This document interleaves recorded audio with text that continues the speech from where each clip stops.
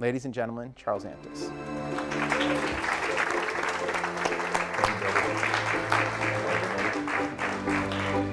Thank you, Jay. I do know many of you, and a lot of you know this about me. I'm a small town man. You know, I came from a small town, Myrtle Creek, in the mountains of southern Oregon. And I wanted to get away. I wanted to go to the big city. Now, don't get me wrong, I have great memories, like snow-covered Christmases, school closed, making an igloo and having grandma's cookies in the refrigerator I made out of snowballs that lasted the whole week. That's when it wasn't raining. And I have a lot of good memories. One of my favorite memories, though, is every Sunday morning, my father would cook bacon, and I could smell it, waking up to smelling bacon frying, and my dad singing Johnny Cash. And he would sing Folsom Prison Blues, and he couldn't really carry a tune, but that didn't really stop him. Whoa! That might just work perfect. And I love that song, the way he sang it, but I also loved it because I wanted to get away from that small town.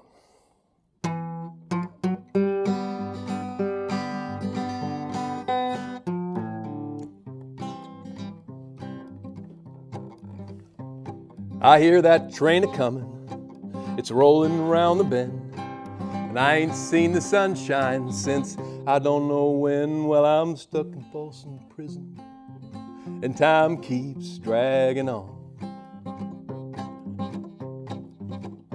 And that train keeps a-rollin' on down to San Antone.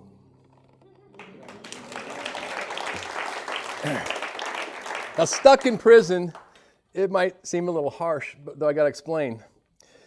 In a small town where everyone knows your name, they know everything you did, everything you didn't do.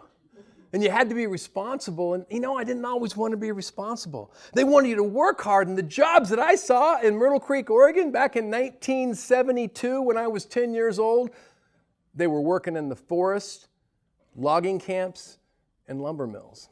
And it didn't seem fun. My neighbors, I knew. My neighbors were my teachers. They were loggers. And we knew everyone. My first grade teacher was across the street. My music teacher in elementary school was across the street. And they hired me for $1 an hour to tear down hedges, to do all this work. And I didn't like all that hard work with my hands. I really, really dreamed of going to the big city and doing anything else.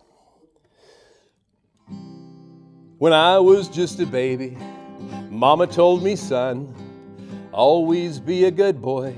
Don't ever play with guns. But I shot a man in Reno just to watch him die.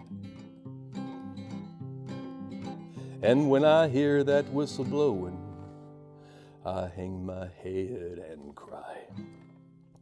Now, you've heard me cry before, I know. Most of you have. But as a kid, I cried for other reasons. Sometimes I was being ornery, not doing everything I was supposed to do. In fact, a guitar just like this, Mom and Dad said they'd buy it for me if I would learn to read music. And they hired that elementary school teacher across the street for $10 an hour. Every Monday at 4 o'clock, she would come over and she would teach me guitar lessons. And I got to be honest, I didn't practice and didn't know my music. And I felt really low, and I would hang my head and I would cry. And when I did, she would just not say a word. Mrs. Hubbard just held my stare. And I remember crying another time when I stole a candy bar at the Super Y grocery store. I had a great plan. I told my best friend Chris Pierce, come down with me. I'll pretend I fall and I'll bump my knee. And then I drew a lot of attention, actually, because within an hour, my dad was in the store because my best friend's mom, Maxine Weaver, was a teller at the store, and she saw the whole thing. She called my dad, and my dad came down, and I was grounded for 2 months, and I didn't like that. And I just remember the way that my dad held my stare. Well, I bet there's rich folks eat. I really wanted to get away.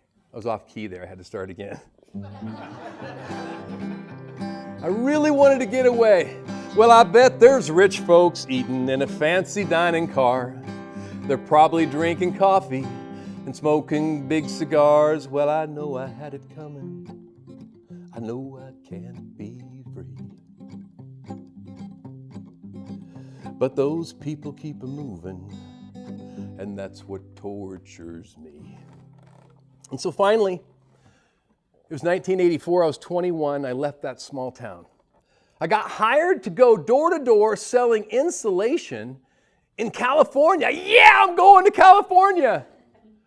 And I remember a story. I sold this family, and I remember them so much because you love those you sell to when things are going. I know that now, but back then I loved this family. They were deaf. They had two 12-year-old kids, and we just loved hanging out with them. And the next day I went back to collect the check, and I walked up on the porch to collect the check, and nobody came. And I thought, well, they didn't hear me knock. They're deaf. And I knocked again, and this time I looked through the glass, and I saw the father.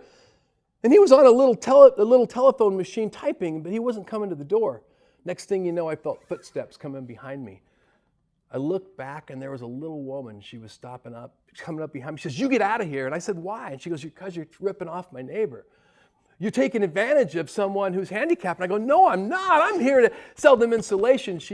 "I know exactly who you are." She pulled out the contract. She showed me where the contract promised them savings that was impossible. And she educated me about my company right then.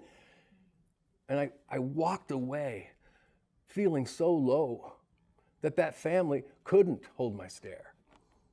And I remember shooing me off the porch, missing home, and that day I quit my job. And I wanted to find a job working with my hands suddenly, and that's when I found roofing. Well, if they freed me from this prison, if that railroad car is mine, I think I'll move it on a little further down the line, far from Folsom Prison. It's where I'd want to stay. And I'd let that lonesome whistle blow my blues away. Wait. That guitar teacher, that lady I did $1 an hour work for, she also taught me the guitar, and she made me cry. I did eventually learn how to play music. Now, I can't play when I'm talking, but I'm going to play Minuet in C. Minuet in C, because it goes perfect with Johnny Cash's chords. And here it is.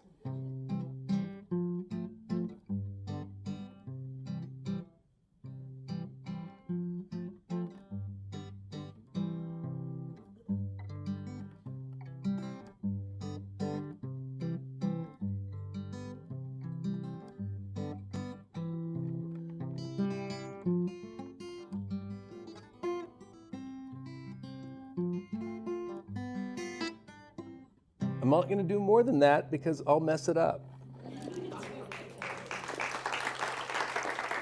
And here's a story about roofing. And some of you have heard this one before. In the first year, I showed up at a house of a woman because she had leaks in every room. And when she opened the door, I smelled mildew. I also saw this look on her face, and I remember I wanted to flee. But at that exact moment, I felt a tug at my finger and looked down, and this little girl with a big smile instead of the frown her mother had pulls me through that house and into her room. And I could tell it was her room because she proudly pointed to the My Little Pony poster on the wall. And that's the time that I looked down and I saw the moldy mattress that she slept on. And when her mom followed us into the room and looked at me again with that expression, I was able, for the first time, to hold her stare.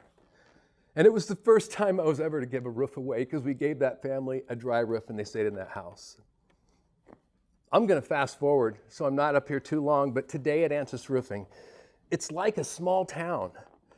We get to work with people and hold their stare. We get to work hard to change the world, not just at Ansys, but everywhere we partner with Habitat, Boys and Girls Club, Ronald McDonald House, and I'm wearing their socks right now as I'm a campaign chair raising money, and the Roofing Alliance here, the storytelling group. It's what we do. It's leaders and teams that always show up and do the right thing, like in that small town where everybody knows your name and what you've done. Yeah, I felt closed in by that logging town. I felt small, as if I couldn't be who I was to be. So I left. I down the line, went far away, down south to the land of dreams, but I only went so far to see that I'm right back where I began. I know this. The community all around you is your small town, and in it, together, we change the world. I'm lucky to be a small town man.